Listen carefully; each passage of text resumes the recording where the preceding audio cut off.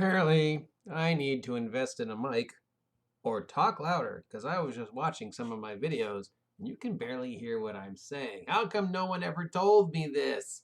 I mean, you guys complain about a lot of the shit that I pull, but no one said, hey, I can't hear you. So please donate so I can get a better mic. All right, so we are reaching the end of Mega Dungeon March. We have tried our best through the turmoil that is this month and my various health issues to contemplate the idea of this mega dungeon structure. And I think we've done much better this year than the previous years. We actually have an idea, we have some rooms, we have wandering monster charts, all of which are up on the blog if you ever want to check them out. But it's time to get to the who and why, because that is the heart of our story. Our little pyramid time traveling dungeon in the middle of the desert of desolation. We have in our center, we've discussed before, our main bad guy, our Modoc, our brain in a jar, this crazy guy who built this whole thing, and then for reasons we still haven't quite gotten to, sent it back in time, most likely by accident. Who is this guy and why did he build this place? Because that, every mega dungeon, every dungeon, at least the ones that try and make sense, there's some dude who started the whole thing, or some lady who started the whole thing, and that could be a dragon or a wizard, or in our case, a mad scientist from the future. But still, even Undermountain had a beginning, had one little guy in one little room going, I can do something with this. There's a little guy,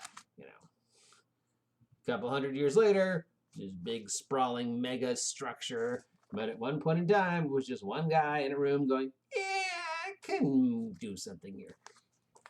So in the case of Pyramid, who's our guy? Why did he do this? Because the who and the why of mega dungeon building, adventure building in general, script storytelling, even if you never ever see the guy, is kind of important. Now in world building, that's not as important. You don't need a who and why for everything. I mean, like I've said before, if they're never going to meet the Frost Lich, then you probably don't need to stat out the Frost Lich or even have them out there until they meet them. But in the case of a dungeon, whether it be a mega dungeon or a regular dungeon, there has to be an initial kernel. Who started this story and why? So in our case, with our pyramid here, and up here in the labs, because we've decided the second story is our labs, we have our guy, our Modak, our brain in a jar. Who is this guy? Why did he decide a pyramid? Well, okay, it's a classic story. We've got a guy obsessed with Egypt, and he's building a pyramid in modern day whatever, and he's experimenting with military grade technology. That's where his money comes from, building this Skynet level nanotech stuff. But his secret thing is he's using the nanites to plunge the depths of the dimensional travel because he needs something. He needs something that he can't get despite all his money and all his technology. So he built all this to get more money, to get more technology, to get more money, to get more technology, because he needs something that he can't get in the here and now of this world. What does he need? What is his reason for doing this? Is it, I need to resurrect my dead wife? That's always a classic. Is it, I need to save my twin brother? Is it, I need to see beyond because I've experienced a life after death moment and then I came back on the operating table and I'm constantly trying to recreate that because I saw beyond the edge? Or is just I need to know if there is truth to these stories that I built this whole thing about? I want to see the actual Egyptian past. I've been so obsessed with Egypt my entire life, but everything I have is, stories and stuff in museums, and no one really knows. No one really knows. We can conjecture, and our conjectures are pretty accurate because the Egyptians did keep a pretty well-written, documented history of most of their shit, and a lot of it was passed down through Roman shit and Greek shit, but this isn't real Egypt. This is a make-believe Egypt in this world, because we have to give him a reason to go back in time to D&D time. So this is a future of a D&D world, which means magic and gods and shit that doesn't exist in our world.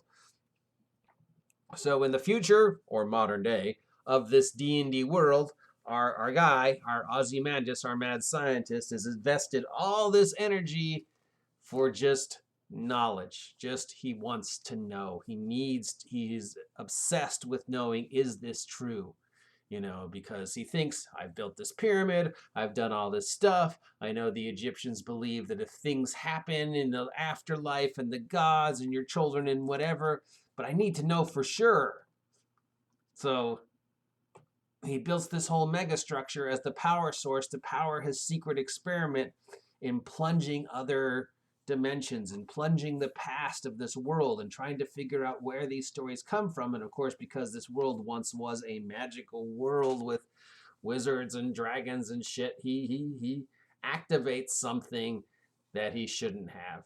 He taps into the weave, the magic that has been lying dormant, but is still there, and he sends the thing back in time to ancient Egypt for him, but for our D&D players, modern day D&D land. And it lands in the middle of the desert where the D&D Egyptian-esque culture of this world sees a pyramid appear out of nowhere that wasn't there, and they're like, it's a sign from the gods. We should go check it out and move in and set up cults and temples, because, that's what you do when a pyramid falls out of the sky and doesn't kill you. It's obviously something of the gods. So, then they move in and they Egyptianify it even more, but meanwhile, he's up here trapped in his little time bubble, nothing but a brain. That's all that's left is his evil sentience slowly controlling this whole thing, trying to run this experiment of what's going on and how can he become an ever-living pharaoh, an ancient spirits of evil. So yeah. So our who and why is this guy. We don't have a name for him because he'll have some name like the Set Incarnate, or Emo Tep, even though that one's been used 1,000 times, or Pyramid Boy. The adventurers and the history of the place will give him a name, but that's not his name. His name is probably like, Dr. David Stein.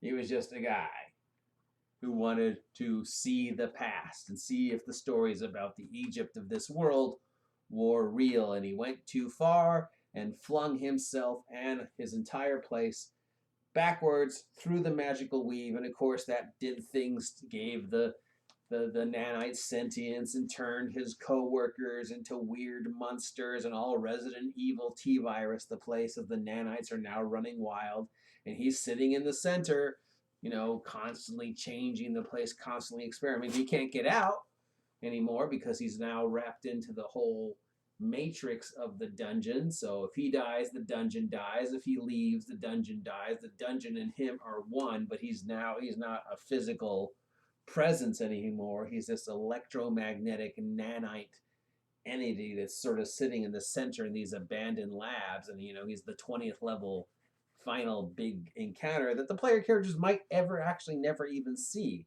because just much like Hallister, he's just sort of more like an abstract concept about the dungeon than an actual physical encounter. Sure, they could run into him, but he'd probably just wipe the floor with them. Or a bunch of 20th levelers could get lucky, find him, get him into a scenario where they actually end him, or at least end him as much as a bioelectrical, nanite, magical, tech, cyber, whatever he is, can be ended. But then what happens when he gets ended? What happens? I mean, then the dungeon starts falling apart. A new dungeon appears out of the old dungeon. We don't know. Something we need to think about. But as we bring our story of our pyramid to an end, it needs a name. Because we can't just call it the Dungeon of Pyramid Boy. So I like the name God Home. I don't know why I like the name God Home, but it seems like that's what people would call it, because it's the home of a man who wanted to see if the gods of old were real. And his name is, Big Brain, but we can't call him Big Brain, So we'll call him, we can't call him Deus Ex Machina, the ghost in the machine, even though that's what he is. But we'll call him, we'll see, Ender. Why not? Until we come up with a better name for him. So that's it. That's the end. Thank you for being a part of this year's Mega Dungeon March. Mega March has come to an end. It will be April. We'll be going into the third week of the virus apocalypse. And, let's talk about a different subject in April besides fantasy. Let's go back to maybe space. We hardly ever talk about space. So maybe our topic for most of April, along with my usual complaining. And I need to sit closer so you can hear me. I'm sorry, I get too comfortable leaning back. I need to sit closer so you can hear me. So, yeah. Please let me know what you thought of God Home and Ender and the story of this year's Mega Dungeon, and if you have any ideas for next year's Mega Dungeon. Until then, please like this video. Please share it with somebody. Please subscribe if you haven't had a chance to subscribe. Remember, the goal is still 200 by August 4th, 2020, if we are still here. And if you have any extra money and feel like supporting your poor, starving, out of work OGGM, support me with one of the links down below. And if not, have a great evening. And I will see you tomorrow, losers.